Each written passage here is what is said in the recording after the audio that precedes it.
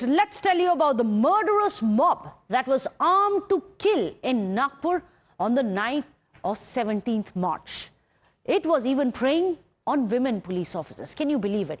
Well, Times now has managed to access shocking details as mentioned in one of the 5 FIRs filed in the Nagpur Violence case. In fact, in this FIR, the complainant, who's also a police officer, alleges that the mob had tried to disrobe a lady police officer and tried to take off her clothes, her uniform, when she was on duty, when she was trying to control the situation. The FIR has also mentioned that the woman officer was sexually harassed.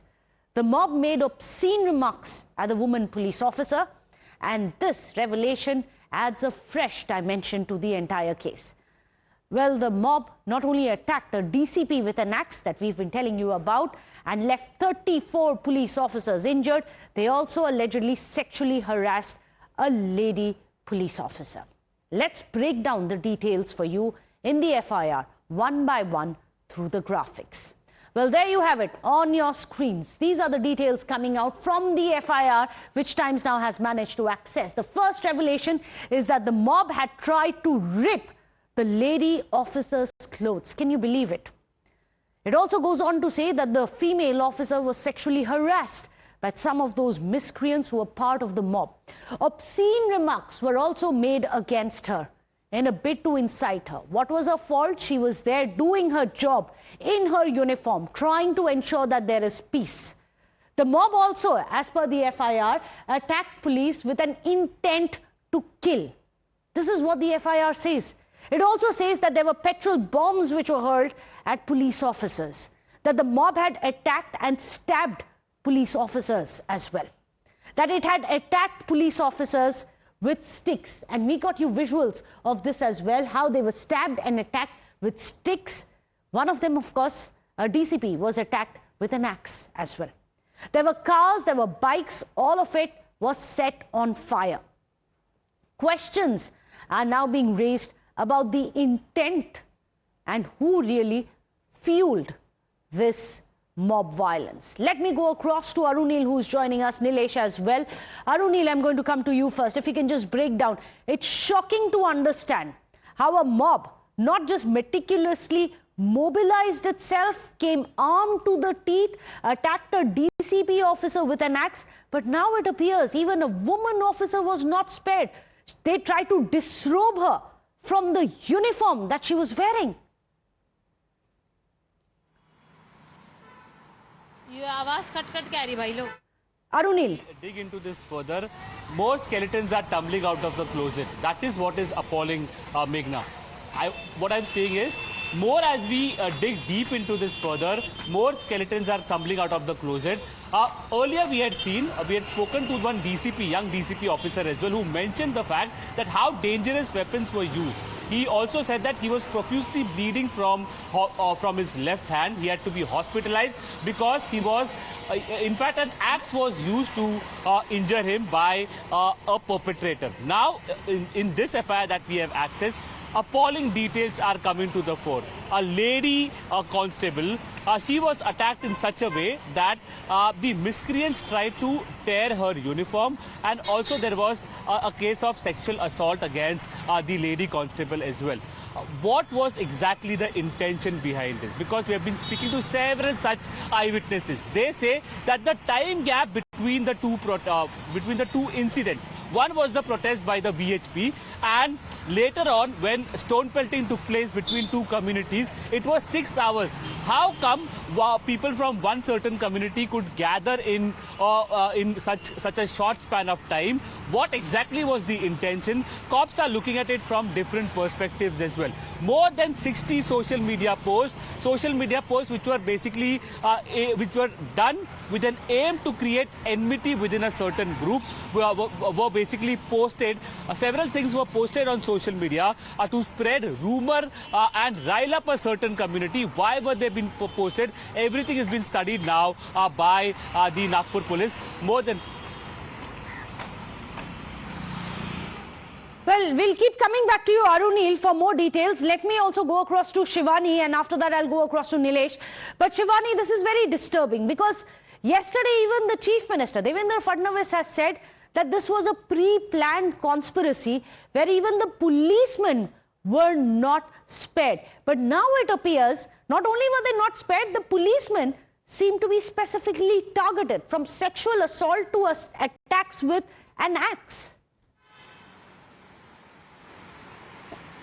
Well, indeed, they were trying to send across a message that the police won't be spared and they can clearly attack on the system and they will handicap the system. This was something, the message they were trying to deliver. As we can understand that how this entire situation transpired on that 17th March Eve, that at 2:30 p.m. the effigy of Aurangzeb was burnt. But the riot-like situation, the unrest was leveled up after 7 p.m. in the evening. So clearly people were called between these hours of time, and then this entire drama of sequence was created. And henceforth you will also see that specifically they were targeting multiple policemen, and interestingly they also targeted those houses in which the policemen were trying to hide themselves, because stone pelting constantly took place. And of course, to give you the glimpses as well that has happened by far, there is a CCTV that I will take you through the visual. You will understand. Then there is a video that Pankaj will show you, that you can see that people are running over here, and this is the house. I will take you to the visual. This is the house where we have accessed the CCTV from. That now you'll see the policemen entering this house and trying to rescue themselves. These are the men in uniform, which also has a few female officers as well. And right after they all have entered with other civilians, there is this group of people which comes here, and you can just see that how they are trying to attack the policemen. They are throwing the stones on them, and of course they see, as you can see, this is the crowd that were trying to attack the policemen.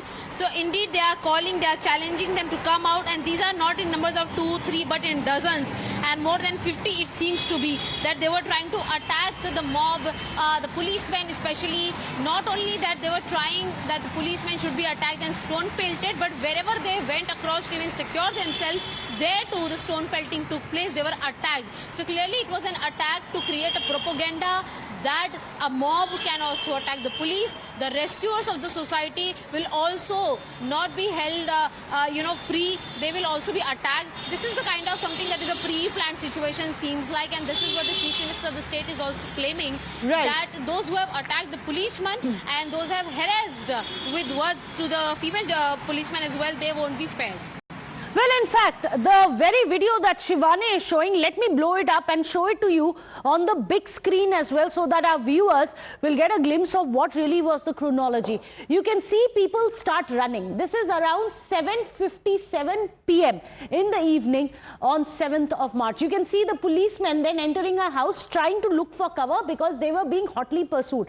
Right after that, you can see rioters, as Shivani points out, dozens of them come there. They start pelting stones at the house where the police had taken refuge, where the police had tried to take some cover. A man tries to intervene, but then you can see people then suddenly fleeing away, running away. They were hounded by rioters. This is the proof that the cops were chased, they were ambushed, then they were pelted.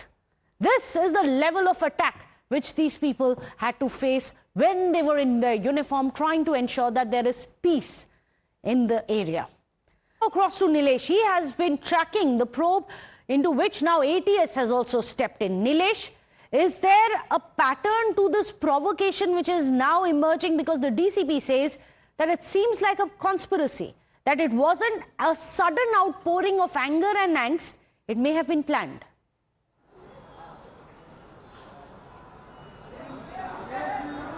Well, yes, absolutely, and which is why the investigating agencies, not just Nagpur Police, but even ATS department has also stepped in.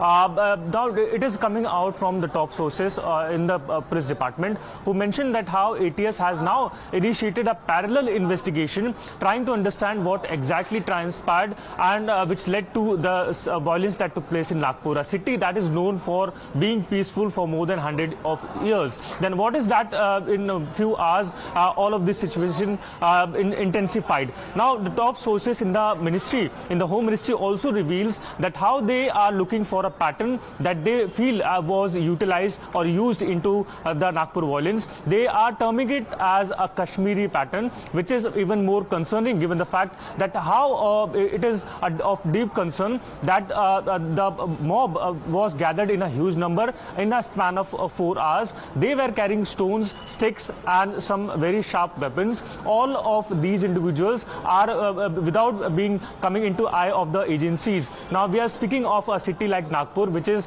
highly secure area, because given perspective we have many ministers, including that of CM, a senior leader Nitin Gadkari, and the headquarters of the RSS. So it is already a fortified city. However, such incidents taking place in such a city has raised many concerns for every agency. Now the opposition has also been raising demands that how is it possible that such a massive crowd in fact, enters. do stay on with us, Neil.